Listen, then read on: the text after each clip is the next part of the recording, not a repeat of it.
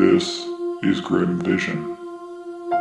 I am the thin man in the black hat, bringing you two tales of fear and unease.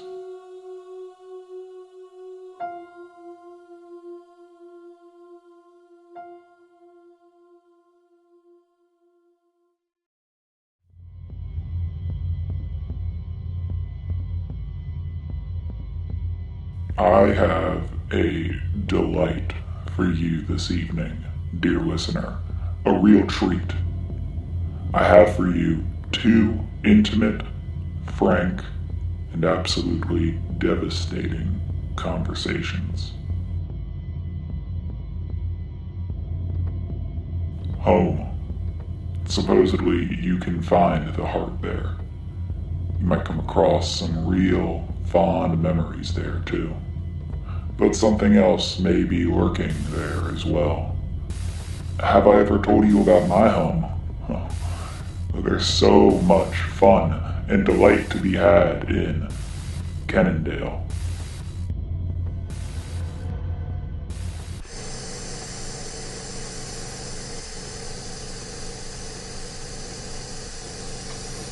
Will I have hope for Kennondale? Kennondale will always be the place for me. Of course, I understand that. Can you tell me more about Kennondale? Kennondale makes us jesters into kings. Yes, but can I go to Kennondale? Kennondale's the home you never left. I spent my best years in Kennondale. How long were you there in Kennondale? Kennondale was a part of me from 51 through 67. Yes, 67. So that's 16 years in Kennondale, yes? My formative years nestled in Kennondale, rising from the earth like the mighty oak, with roots firmly planted in soot and soil. Kennondale. Is Kennondale? It was me, Arnold Tibble, and Homer Baker. Kennondale was ours for the taking, we'd say. My friends, such fond memories. The quick sandwiches from Delicatessen, 2 movies, and a cartoon for a quarter on Saturday afternoons. Kennondale was for me then, and it is now. It all sounds lovely. It really does. Kennondale holds me tight. We embrace like friends. Kennondale.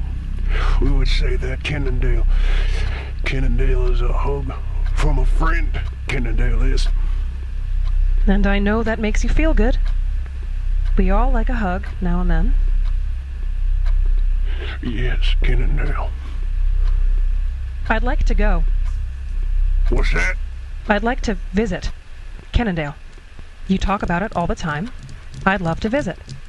It sounds nice. Kennondale does call, yes. It's exciting, Kennondale is. It's when your stomach drops when you go over the hills in your car. That's Kennondale. Is that a good feeling? It's Kennondale. And how are you today, Mr. Bruce? Well, thank you. We would say that in Kennondale. Always well, never good. Well or swell. Even I'm doing just well because I'm here. In Kennondale, we'd say. You know, Mr. Bruce, I actually just got back from Kennondale. What's that? I visited. What now? You can't... Yes, I visited Kennondale. Just got back this morning. Oh, that's lovely, Miss Gina. So lovely to be in Kennondale.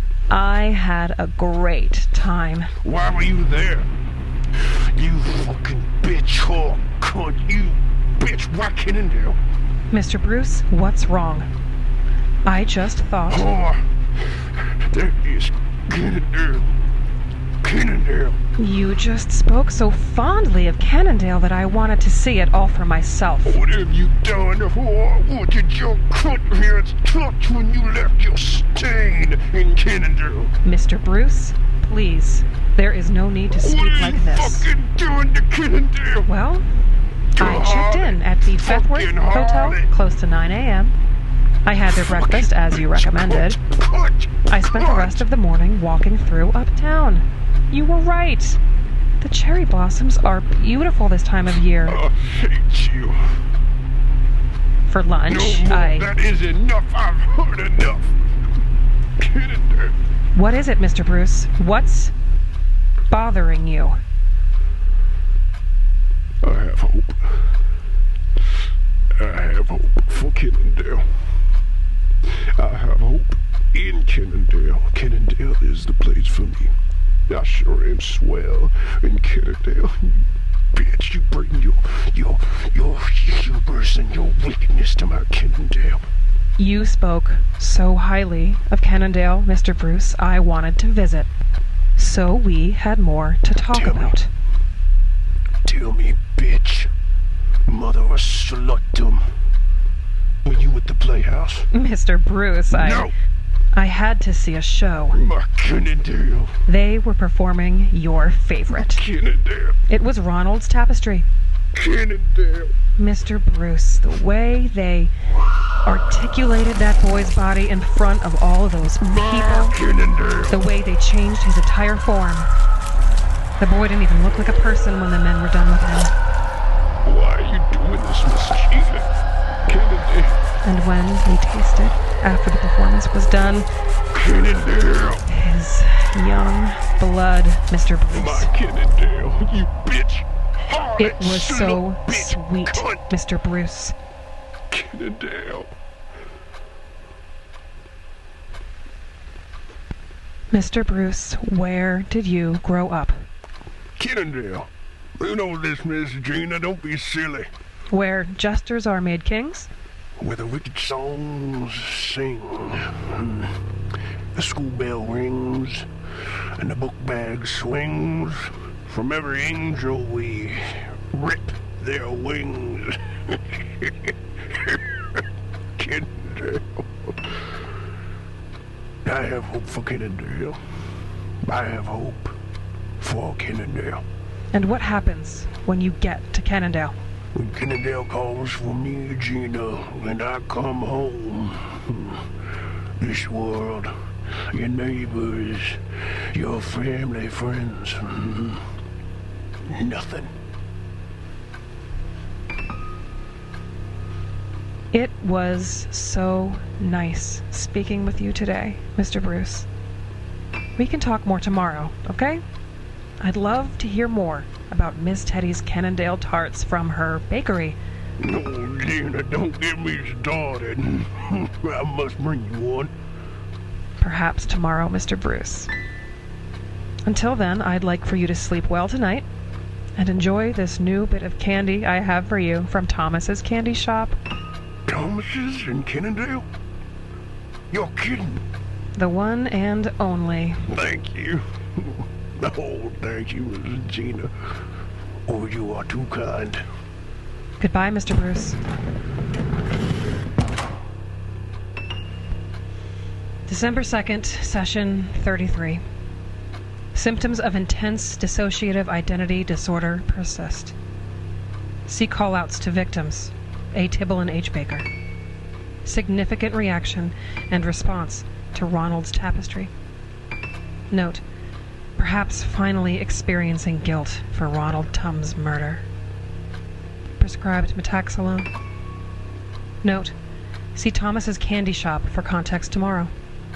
Patient continues to compartmentalize. Grew concerned, then hostile when believing I intruded on his safe space. Note: for a town locked deep in someone's mind, Cannondale sounds like a nice place to live.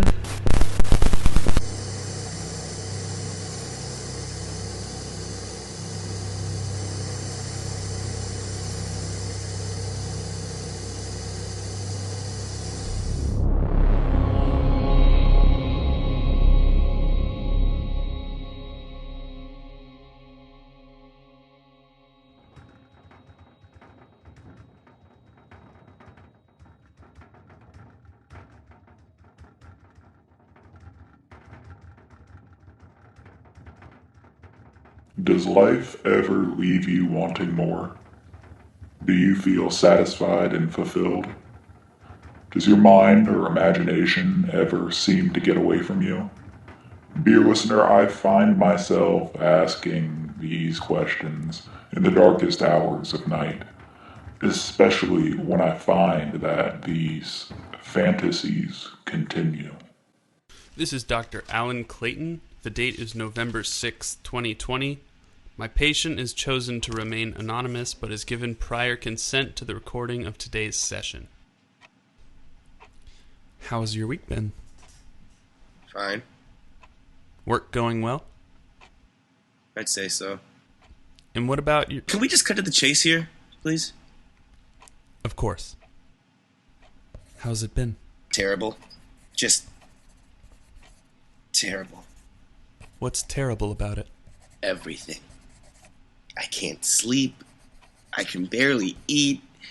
I'm so hungry, but I can't bring myself to do it. Mm-hmm.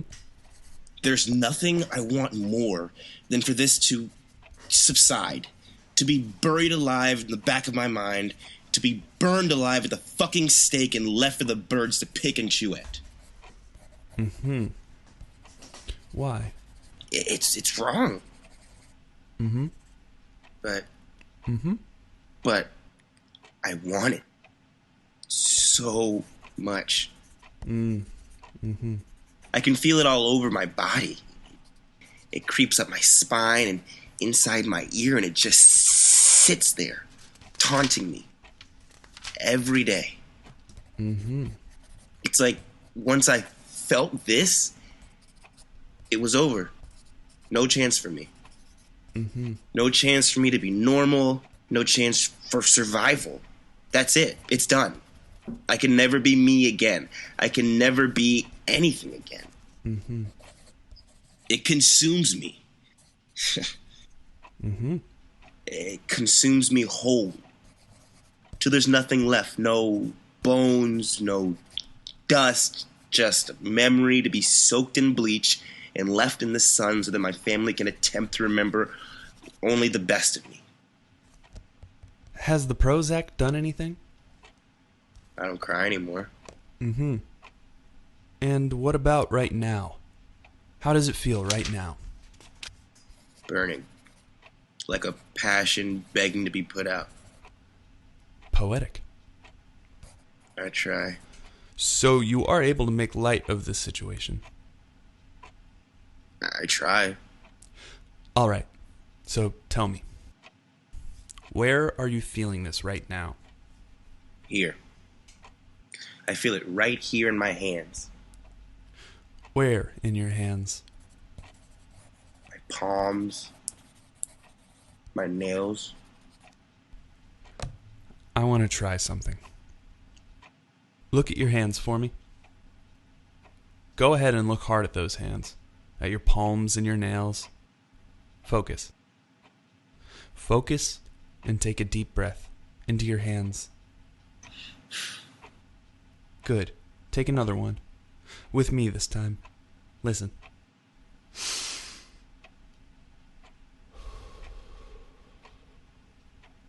All right. Together now.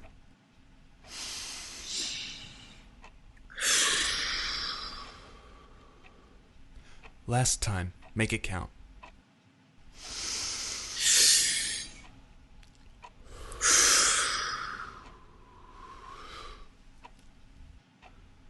What are you feeling?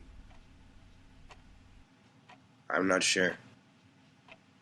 Do you feel happy? Feel angry?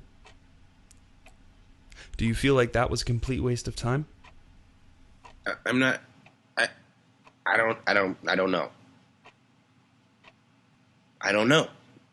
Well, now that we've filled them with some fresh air, tell me, what do you see in your hands? Confusion? Confusion. Mm-hmm. Confusion and instinct. What does instinct feel like? Urgency. Fight or flight. I need it. I need more. More? You need more. Yes. When? You want to tell me. I know that wasn't some kind of Freudian slip. You wanted to brag, right? 3 nights ago. 3 nights ago, in this city, I was just trying to clear my head. It was raining, muggy, I had the window open and my shirt was getting wet. I didn't care, it felt nice. I was going down a side street, a one-way. The only street light wasn't working, figures. But here I am, driving, when all of a sudden, BAM! Just what I fucking need. Get out of the car. What did I even hit? I don't know how I didn't see him. He came out of nowhere. His shopping cart full of cans and rags and all that other shit he spilled all over the road. He wasn't moving. He wasn't even going that fast. I started to think, what do I do? What do I do? What do I do? What do I do? What do I do? And I'm standing in the rain. It's pouring. And I'm speechless. I pick him up. I drag his stinking body reeking of liquor and mildew. I drag him to the back of my car. I pop the trunk. That's when I see him open his eyes. He says something. What are you doing? Some bullshit. I take a knee and I say, I'm here to help you. And I hit him. I hit him. Again. And again. And again. And I drop the tire iron in a puddle beside the car. I pick him up and drop him in and close the trunk and off I go. I don't know what happened. I could have just left him there. Who cares? He doesn't have a name, right? Well, now he doesn't have a face either. I pull into the garage, wondering if there are any of his teeth in the gutter. I get out and open the trunk. There it is. My trophy. This is what I've been waiting for. I took just a little bit from the thigh. And it was so fucking good. He cooked like a fucking dream. Fucking prime rib. Filet and fucking yawn. The kind of shit you look forward to after working all day. You walk through the door. You set your briefcase down. You take off your hat. You kiss that beautiful wife of yours. And you get this beautiful cut of meat. And you love it. It's everything you want. Everything you've been waiting for. Anticipating. You thought about it all day. Never thought it would come. And here it is. What happened to the rest of him? Still in my car. Spoiled. Stinks. I don't know what to do with him. But I want more. I'm withdrawing or something. It was maybe 15 bites at most. But it was pure ecstasy. I sat at the table crying. It lasted forever. But was over in an instant. You told me you felt this in your hands, yes? Why is that? The carving, the sizzle, the flip, the char, that first cut, that first bite, right here. What's more satisfying than a home-cooked meal you've made for yourself, huh? Mm-hmm. Satisfaction. I just want it again. What's stopping you?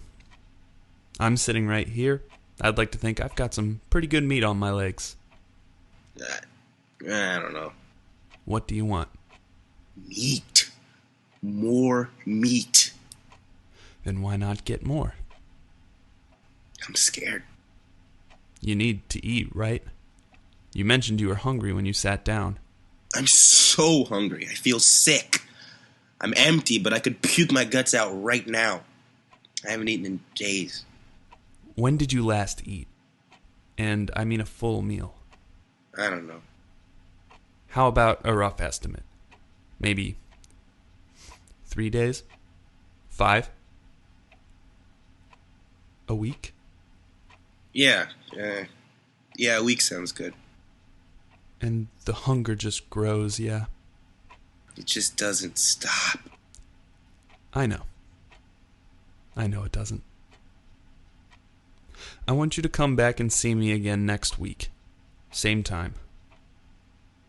If this keeps happening, you can call me to set up something sooner. Don't be afraid. Okay. I understand veal is very similar to a person. If this happens again, call me. Take care.